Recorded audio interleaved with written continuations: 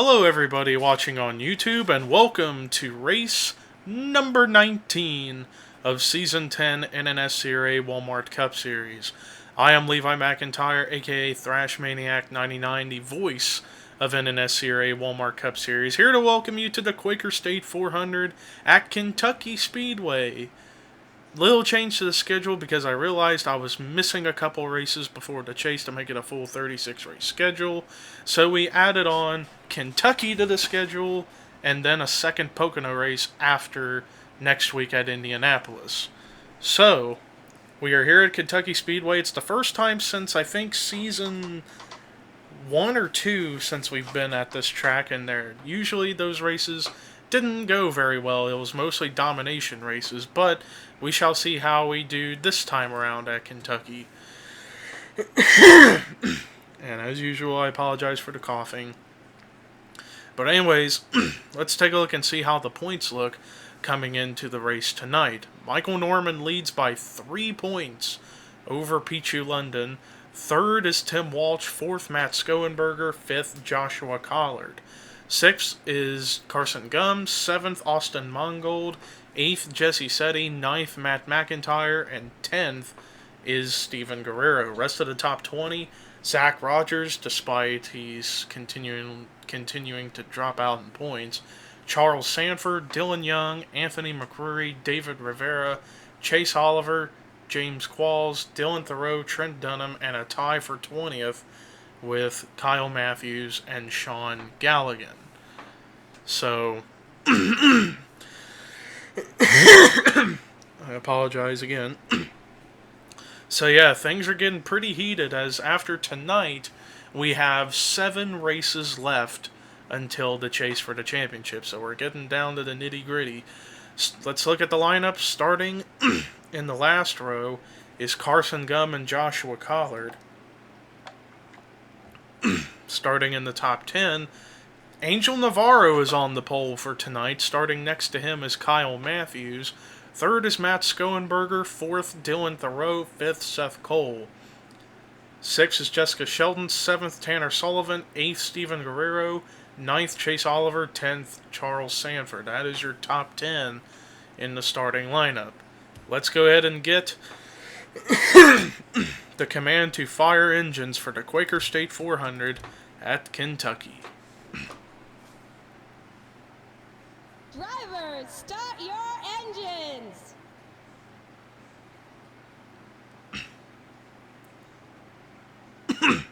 And there you have it, as we get set for our 1 pace lap here at Kentucky.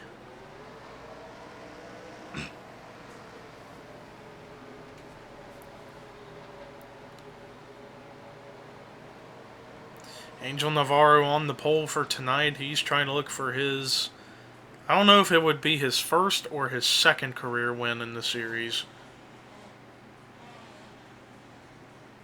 Now, as you can tell, we're going to have some different difficulties of viewing on track unless they're going up like they are. Or we can go to TV 2, and this is a very solid camera angle to witness all the action. But you got a lot of guys starting up here in the top 10 that are either looking for their first win of the season or of their career, or to get a second win in order to get into wild card contention. Kyle Matthews being one of those guys, Seth Cole being another, Jessica Sheldon's another. And then you got Chase Oliver and Charles Sanford looking for another win so they can get even more into that spot. As we are getting set to go racing, and here we go. Boogity, boogity, boogity! Let's go racing.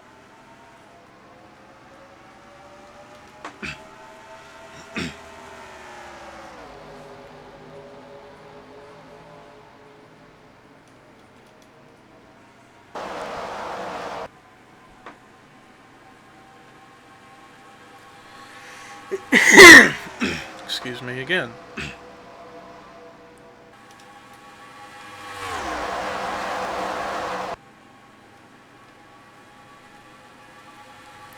Lap 1 completed, and we are having an exciting race already.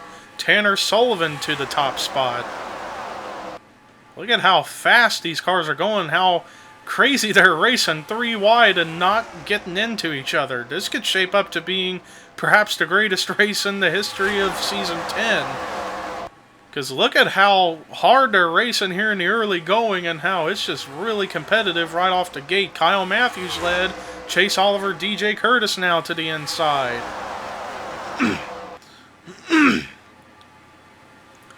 DJ Curtis now to the front, but here comes Johnny Gardner with a run to the inside. We're going to see lead change after lead change, and whoa! Pichu London goes all the way down to the apron to try to get a run, and that was a 4 wide battle right there, and it's 4 wide right now, but they are, even though they are racing extremely hard, whoa, DJ Curtis got the wall, but they are keeping it together. I don't know how they're doing this, but this is some exciting stuff. I am telling you what, now Flickinger goes to the apron, but luckily you can use the apron to make moves on people, though sometimes you run the risk of coming back up the racetrack and collecting somebody. Oh, and we got a huge crash on the back in the turn 1. Multiple cars. Jessica Sheldon, David Rivera, DJ Curtis, Seth Cole, Joshua Collard, Carson Gum were all involved. Angel Navarro, the pole sitter, was in it. Michael Norman got a piece of it. Caution is out here at Kentucky for an incident in turn 1. A lot of damage to a lot of good cars. Don't know who the leader is, but according to excuse me, according to the leaderboard, the leader would be Zach Flickinger right now. But are these guys going to come in the pit road, because pit stops are going to be a thing here tonight at Kentucky? But no, it doesn't look like anybody's really coming in the pit road. Although Jesse said he pulls down, but the leaders stay out, so Flickinger is going to remain your leader. Let's go ahead and take a look at a replay of what brought the caution out for the first time tonight here at Kentucky. Well, before we look at the wreck, watch this. This has got to be the weirdest thing I've ever seen in this in my years of commentating NR. Look at Angel Navarro's car. What in the world was that? Comes back up and it slams the wall and flips over, and the leaders were right there. Very, very bizarre. Well, this is where it all starts, right around in the back here. Oh, Navarro gets into his teammate, Charles Jackson, and Seth Cole ends up getting collected. Wow, there was some hard hits given. And then Joshua Collard goes for a wild ride. DJ Curtis and Seth Cole both went up in the air. And, man, Collard's car just took a hell of a ride in that corner. I mean, look at the speeds that they're going. Over 210 miles an hour. And there you see all the contact take place. Wow, that was a vicious hit for the 6 and the 43. And then the 6 slams back across the track into two of the Tweenix cars, Seth Cole and Carson Gum. That is probably one of the most... That's one of the hardest wrecks I think I've seen this season. Excuse me again. But let's watch and see how this really got going. They were almost 5 wide. Oh, it was Jackson. He got tight and he got up into the 20, and that's where it all started, and they all just pile in. Michael Norman, despite getting a scrape right there from the 0-2, he manages to keep going. Good break for the points leader right there. But man, oh man, we'll probably have to take a couple of onboards on this one. Onboard with David Rivera. This is going to be wild right up in front of him. Man, those were some hard hits. On board with Seth Cole. Wow, and you got a good view of when Collard went upside down. Man, oh man. Well, after that first caution, we have many cars out of the race, whether it be the wreck on track or pit road incidents. And they include Daniel Olson, Angel Navarro, Jesse Setti, Pichu London, Carson Gum, DJ Curtis, Jessica Sheldon, David Rivera, and Joshua Collard, with a few cars a lap down. But Zach Flickinger is your leader. Second is Tim Walsh. Third is James Qualls. Fourth, Trent Dunham. Fifth, Dylan Young. Sixth is Joseph Strigley. Seventh, Kyle Matthews. Eighth, Austin Mongold. Ninth, Chris Michaels. 10th is Benjamin Miles. 11th is Austin LaPlante. 12th, Dorian Facepuncher. 13th, John Cittadino. 14th, Matt McIntyre. 15th, Sky Commons. 16th, Matt Skoenberger. 17th, Steven Guerrero. 18th, James McLeod. 19th, Dylan Thoreau. 20th, Chris Washer. 21st is Preston Plord. 22nd, Tanner Sullivan. 23rd is Ryan Acosta. 24th, Johnny Gardner. 25th is Charles Jackson. 26th, Sean Galligan. 27th, Charles Sanford. 28th, Connor Morgan. 29th, Anthony McCurry. 30th, Nick Alton. Is what in the world is going on with Chase Oliver's car? I got a feeling this is a very glitched out Kentucky Speedway. And Michael Norman manages to get ahead of everybody because he caught up a little late. So he gets one of his laps back.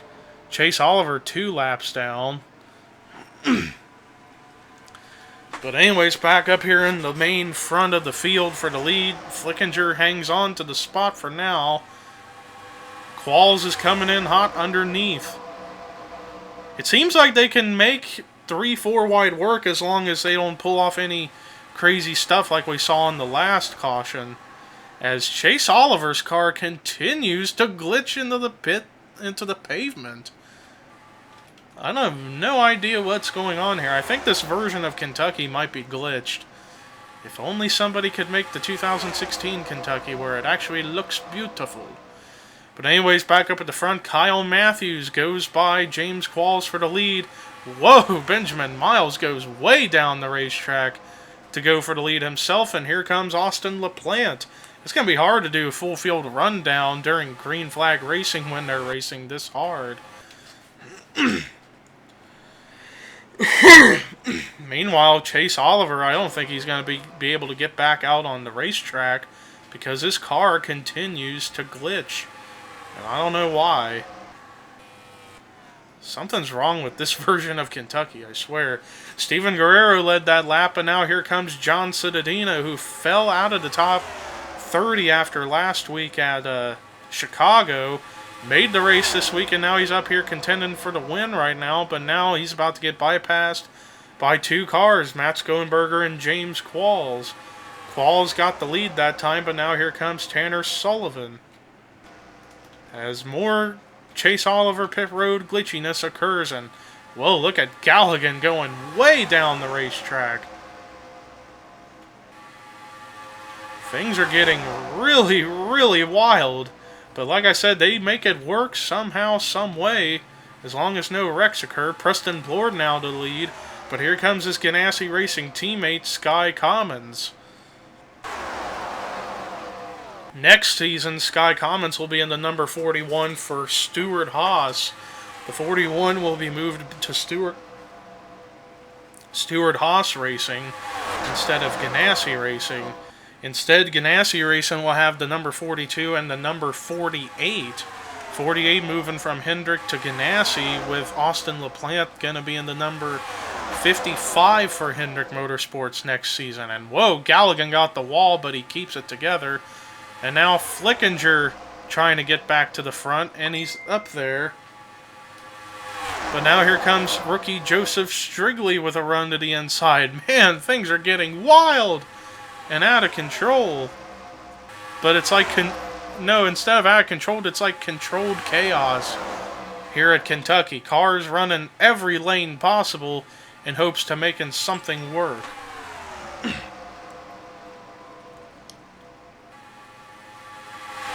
James Qualls still trying to utilize that apron to make moves, and so far it's been working for him.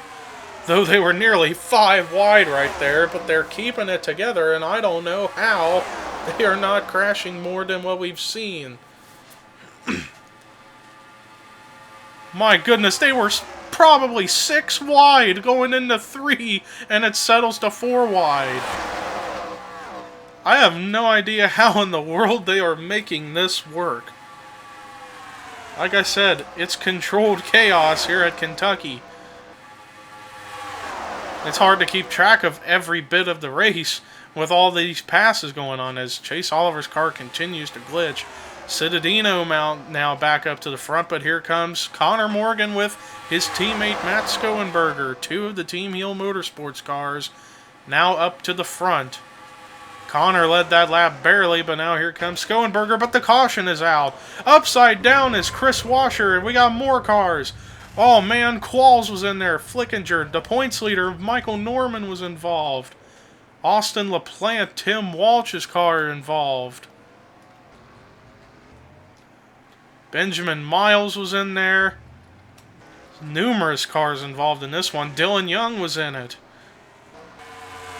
But Sky Commons led that lap after a crazy and exciting green flag run we just had right there. Sky Commons is your leader. So let's go ahead and take a look at a replay of what brought the caution out for the second time tonight here at Kentucky. Ladies and gentlemen, what you're about to witness is probably one of the scariest wrecks I have ever seen in the history of Walmart Cup Series. It basically started just like the last wreck, cars getting a run and then coming up into people. Right there, Trent Dunham comes up in the Benjamin Miles as Benjamin comes down, slams a bunch of cars into the outside wall, and then LaPlante and Washer get together, but watch these hits. Both slam the inside wall a ton, and it sends the 35 upside down. Dylan Young on top of the wall, and then that collects Flickinger, Kyle Matthews, and they collect more cars in this wreck. Tim Walsh tries to get through, but he ends up getting spun by Matt McIntyre. But I think Walsh got through virtually unscathed other than a couple of little hits, like right there, a little hit from his teammate James McLeod. But oh my goodness, that was one of the scariest wrecks because of the amount of hard hits given. Let's watch it in slow-mo, but in fast slow-mo right here. Watch the hit impacts from all sides right there, but look at those inside wall hits. My goodness. The 35 going upside down as a result of that hit. That looked very similar to the Scott Riggs wreck in 2005 at Talladega to some extent. But my goodness, I have never witnessed something like that. Well, then again, actually, that brings up an old wreck that happened back in Season 2 when Matt McIntyre... Actually, no, I think he won the race. Or no, it was Matt McIntyre, where he took the hardest hit of anybody in the history of Walmart Cup. It was about like a 230 miles per hour head-on collision into the inside wall, and he came back up and collected numerous cars, causing the big one. But let's see how the LaPlante Washer incident starts. Very similar to what happened up at the front. Or further ahead, it was Sullivan and LaPlante that made contact. Let's watch how fast they were going when they hit. About 188, 190 miles an hour, at least for LaPlante. But what about Washer? Because he almost hits the wall head on because of the angle of the wall. Well, he didn't hit nearly as fast, but it was still heavy impact. Enough to send that car upside down. Then it hit the outside wall on its roof. But man, this wreck took out a lot of top cars, and we're going to have to take a couple of onboards on this one, too. On board with Austin LaPlante. This is going to be vicious.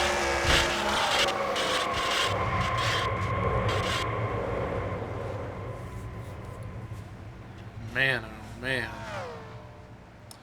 Well, ladies and gentlemen, we are now witnessing history. This is absolutely the strangest race in the history of Walmart Cup Series. Not only because of the wrecking, but look at the amount of cars out of the race. There must have been a big crash in pit road that occurred that we'll not be able to look at because of the stuff, but we only have... I can't believe this. Or it might have been because of some glitching problems. Yeah, this is the last time we're ever coming back to this version of Kentucky. We're going to have to try to find a better version for next season, but we only have 5 cars left on track, 1 on the lead lap, which is the leader, Dorian Facepuncher. The rest of the cars left in the field are 1 lap down. Matt Skoenberger, Connor Morgan, Johnny Gardner, and Tim Walsh. Though a few of those cars are going to get back on the lead lap, the 81 and the 77 for the time being, but they would have to hope for a caution, but not to involve them in order to really get back around, in order to challenge for the win. Otherwise, this race is all wrapped up by the 62. But yeah, this has got to be the most bizarre race in the history of the series because we have only 5 cars left in the field.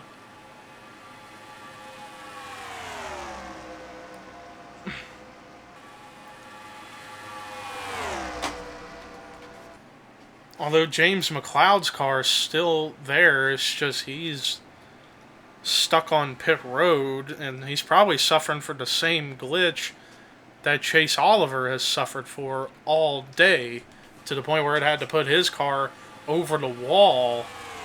But yeah, this has got to be the weirdest race. I'm assuming we had what we saw beforehand. If you guys remember the whole Angel Navarro deal, where the car glitched back across the racetrack, I'm thinking we had one of those with many cars that came on the pit road and flew back across the racetrack and collected all the cars that were up at the front except for these 5. That's what I'm assuming is what happened to cause this bizarre event to occur.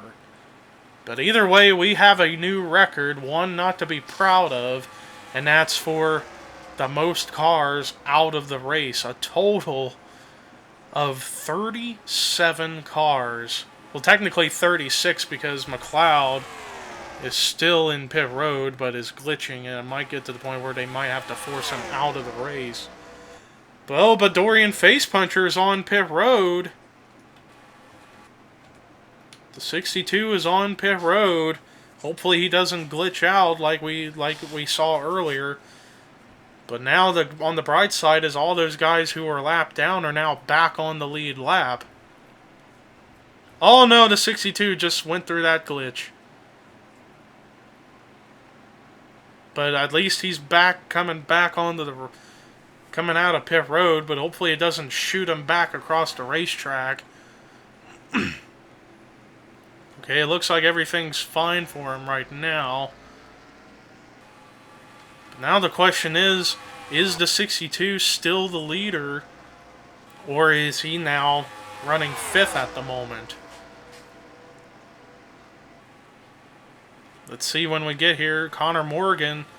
Actually, this 81 is now the race leader. Connor Morgan leads the way. 2nd right now is Tim Walsh. 3rd, Matt Skoenberger. 4th, Johnny Gardner. And then 5th, Dorian Facepuncher, who's back on pit road. I guess that damage he received from that glitch wreck is going to force him back into pit road. Hopefully it doesn't glitch on him again. Oh, I think it's suffering again because it's hopping. Let's just hope that the rest of the cars that are left don't have to come into pit road and suffer for this. And then it's going to be basically cars lapped, and the race will be over early without laps being completed.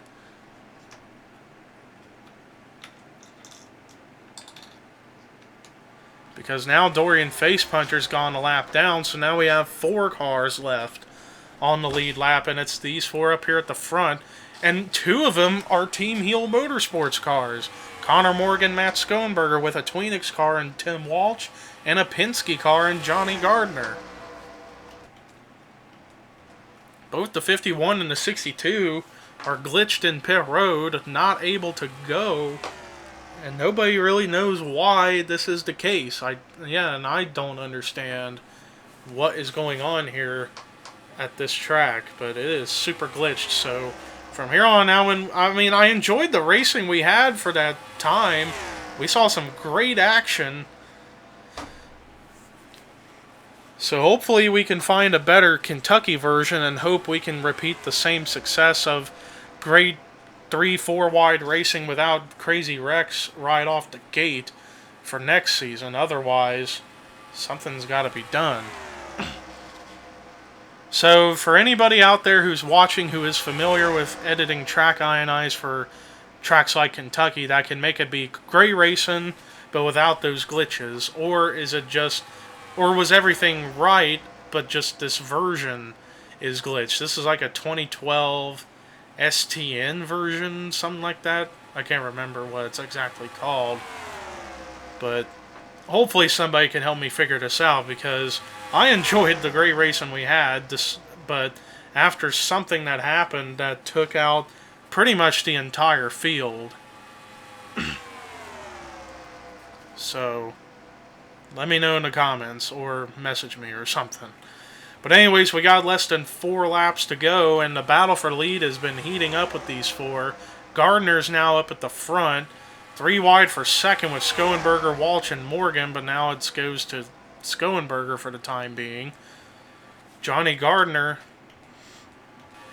trying to go for his first win of the season, and he needs a good points day because, well, actually, no, he had a great run last week at Chicago. I think he actually won Chicago, if I'm not mistaken. So he's trying to go for 2 wins in a row at 2 similar layout, similarly laid out tracks. There we go. I do not speak English very well. 2 laps to go here in Kentucky. Matt Skoenberger is in the lead, trying to go for win number 2. But it's 3 wide for second, and here comes Tim Walsh with the run to the inside. Walsh trying to go for win number 2 himself as we are coming to the white flag. White flag is out. Who's going to win? It's anybody's ball game right now up at the front with the top 4. Gardner with the run to the inside of the 15, trying to go for his second straight win. He'd be only the second driver this season to go 2 in a row in a race this season.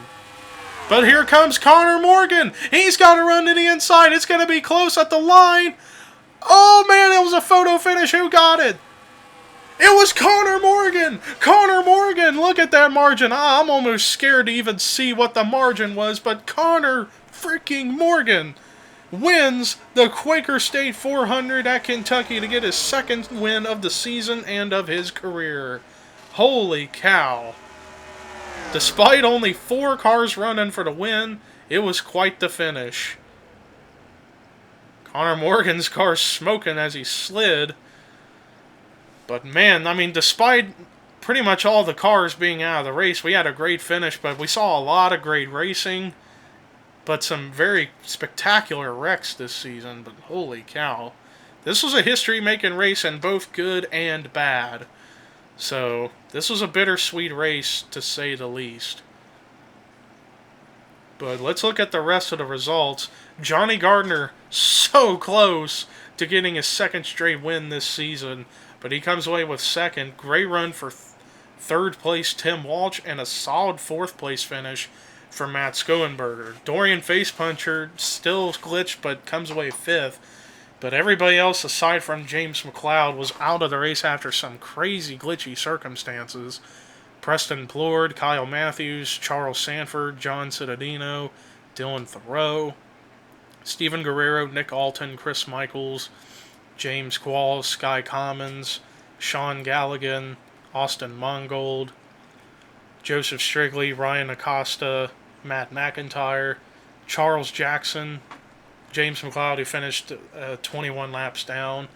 Then Anthony McCurry, Dylan Young, Chris Washer, Zach Flickinger, Tanner Sullivan, Trent Dunham, Benjamin Miles, Austin LaPlante, Michael Norman, Daniel Olson, Seth Cole, Chase Oliver, Angel Navarro, Jesse Setti, Pichu London, Carson Gum, DJ Curtis, Jessica Shelton, David Rivera, and Joshua Collard. So that does it for our coverage tonight here at Kentucky Speedway. Next week, it's officially at Indianapolis, the Brickyard 400. That's going to be a great race. But until then, here are your results, rookie points and regular points heading into Indianapolis. And this is Levi McIntyre signing off.